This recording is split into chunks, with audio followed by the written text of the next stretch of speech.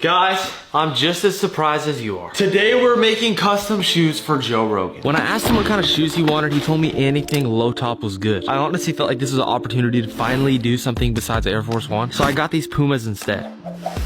The first thing I did was take apart the shoe as much as possible. I took off the laces, took out the insole, and I also cut off this little label that was on the tongue because I'm planning on remaking that later anyway. I even cut off the actual tongue because it would pretty much be impossible to paint that while it's still inside the shoe. I gathered all my materials to start this front part of the shoe that wraps around the whole thing. I feel like this piece kind of sets the tone for the entire shoe, and I pretty much start with this piece on every shoe I do. I'm gonna do art on this section inspired by one of Joe Rogan's favorite books, the Book of 5 Rings. I'm using the colors I found from the picture of the author, but I mixed them all with white to make them less saturated. I painted the samurai sword handle as well as designs from the guy's clothing, and then outlined everything with black accents to make it all look cleaner. I also added the logo from the Book of 5 Rings. Okay, the first panel of the shoe is all done. For this next part of the shoe, I'm gonna do like a bear theme. Also, I know, everyone knows bears are brown, but I honestly didn't think making this piece brown would match what I had planned for the rest of the shoe. So it's still like a bear fur pattern, I just did it in a black and white colorway.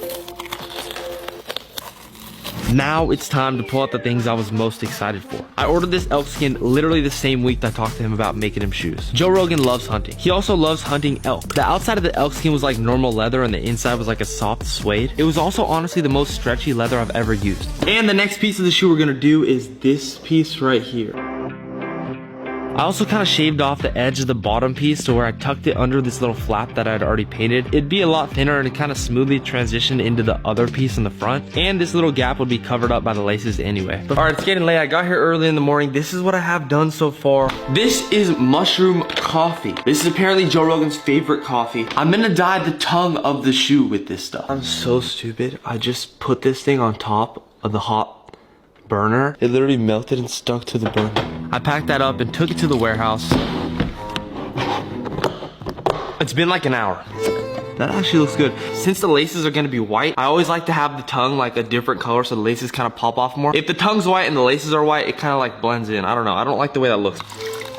While that's drying outside, I'm gonna spend the next few hours on my iPad drawing out a design that's gonna go inside of the shoe. I had that artwork made, I plugged in my stencil machine and cut out the stencil, and while that was cutting, the tongue's probably dry. We can start on that now. Also, look at the color, it looks really nice, it's like a light brown. I wanna paint like an Egyptian pharaoh on the tongue, like a sketch of it. He has a tattoo on his arm, I'm pretty sure that's what it is. So I'm gonna paint that on this tongue, like a sketch of it, with this brown, so it's like 2 colors of brown on the tongue. I just realized this looks horrible. I don't know what. Oh my god, that thing's terrifying. I'm gonna redo it.